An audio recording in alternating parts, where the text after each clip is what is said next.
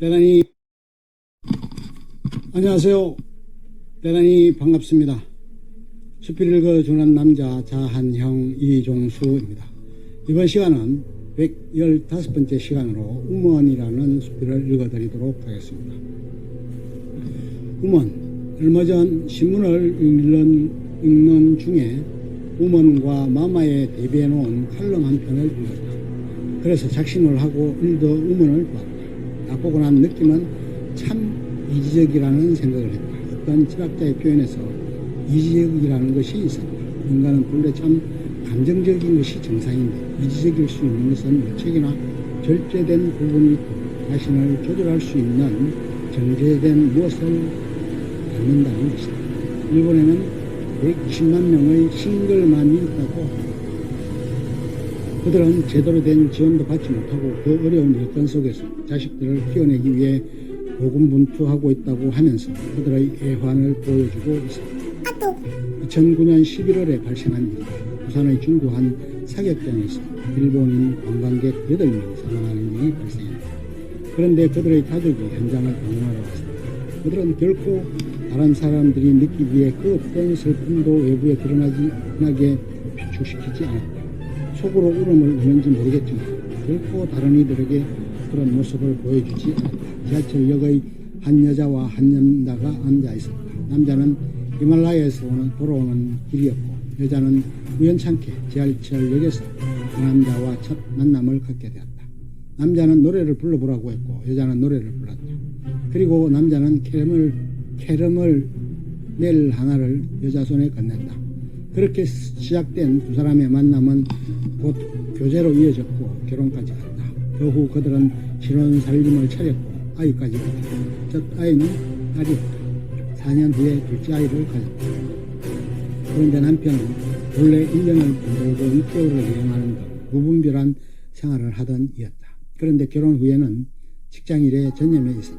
남자는 어린 시절부터 이혼한 부모 밑에서 자랐다.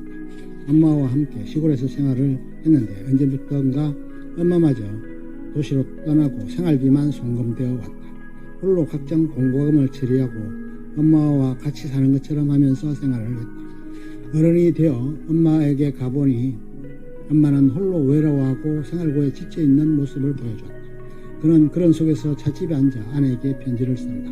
그리고 아내의 엄마 집으로 갔다. 아내에게 줄 목도리를 갖고 갔다. 식사를 잘하고 엄마가 아내에게 주라고 한 배를 한아름 안고 집으로 나섰다. 아내는 엄마가 어린 시절 자신과 아버지를 버리고 간 사람으로 20년간 연락이 두절된 상태로 지냈다는 것도 알고 있었다.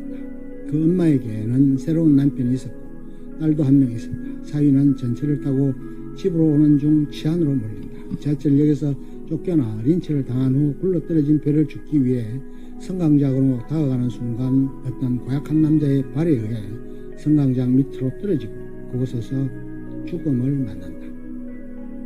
그곳에는 치안이라고 외쳤던 여동생이 있었고 모든 상황을 목격했던 바였다. 여동생은 자신의 과오로 인해 죽음을 맞이한 사람으로 인해 고생하고 있는 언니를 생각할 때마다 죽고 싶은 생각을 하게 되는 죄책감에 시달린다. 엄마에게 모든 사실을 털어놓은 그녀는 모든 일에 시기하게 되고 집에서 마저 나오게 된다. 졸지에 남편을 잃은 주인공은 아들 둘을 데리고 열심히 살아간다. 무거운 배낭을 메고 한 손에는 유모차를 끌면서 힘차게 살아간다. 자치센터의 생활보호 대상으로 신청을 하지만 가족이 있고 그 가족에게 부양 의사를 조회한 결과 부양하겠다는 의사를 표명함에 따라 그는 지원금도 받지 못하게 된다.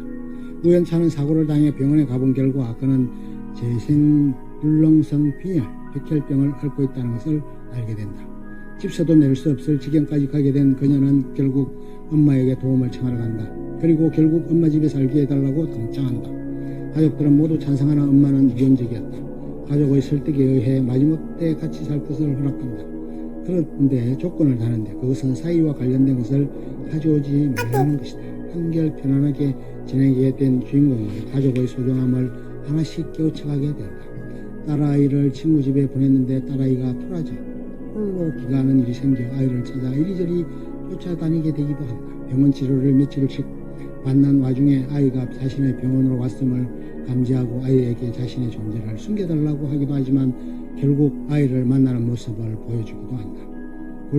골수의식을 위해 엄마도 검사를 받고 여동생도 검사를 받는다. 결국 여동생의 골수를 이식받기로 하고 주인공은 재생의 기쁨을 맛보기도 한다. 여동생은 남편의 죽음과 관련이 있다는 것을 알고 분노하고 격분하기도 하지만 결코 되돌릴 수 없는 일임을 알고 용서하고 감사한다. 엄마는 환경이 열악한 딸을 위해 에어컨을 설치하도록 하지만 집 구조가 약해 에어컨을 설치할 수 없는 상황임을 안타까워하기도 한다. 감정의 절제를 조절해가며 소소한 일상을 묘사한 참으로 어렵고 힘든 삶이지만 그것을 극복해내고 어려움을 이겨내고자 하는 이지적인 부분에서 박수갈채를 받아 마땅해 보였다. 자신에게 주어진 상황과 여건 하에서 나름대로는 열심히 노력하고 최선을 다하고자 하는 모습에서 인간의 의지의 극한을 느껴볼 수 있었던 듯하다. 남편의 사진을 항상 한쪽 편에 두고 그가 함께하는 것처럼 그렇게 살아가는 것에서 또 다른 면모를 보여주는 듯했다. 오로지 자신이 살아야 하는 이유가 자식들을 제대로 교육시키고 양육시키는 부분에 있는 것처럼 비춰지는 것에서는 조금은 시각차가 느껴질 수도 있겠다 싶었다. 자식들의 삶도 중요한 부분일 수 있겠지만 자신만의 삶을 개척하는 모습 또한 있어야 할 것이 아닌가 하는 의문 또한 품을 수 있었다. 자식을 버린 엄마라는 열식에 시달리는 엄마와 또한 자신의 과오로 인해 엄청난 시련과 고통을 당하고 어려워하는 것에서 용서를 구하고자 하는 여동생에게 죄를 묻지 않고 용서하는 것에서 인간의 굴레를 다시 한번 생각할 때마다 의문은 여인을 의미하는 것으로 보입니다. 요정은 여성의 힘이 남자를 압도하는 여성 상위의 사회 분위기가 느껴집니다. 그렇긴 하지만 어쨌든 여자는 약한 존재임에 뜻입니다. 여자도 비하는 여자. 파이팅! 끝! 좋으면 좋아요, 구독 눌러주세요. 감사합니다.